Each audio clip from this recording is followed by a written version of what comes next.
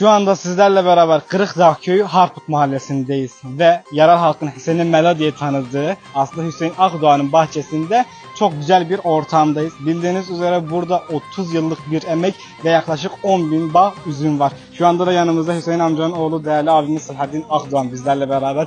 Bu işin yürütülmesinde genel mimar o. Ondan diyeceğiz. Hüseyin amca öncelikle nasılsın, durumun nasıl? Teşekkür ederim. Allah razı olsun. Hoş geldiniz. Hoş bulduk. Teşekkür ederiz. Dediğim gibi 30 yıllık bir emek, büyük bir çaba. Doğru 30-35 bin yıldır biz bu emeği çalıştırıyor. Böyle üzüm bağımız vardır. Sadece gördüğü gibi biz yapıyorsun. Peki bu üzüm bağı nasıl kullanılıyor? Gündelik hayatını bize anlatırsan çok mutlu olurum ya.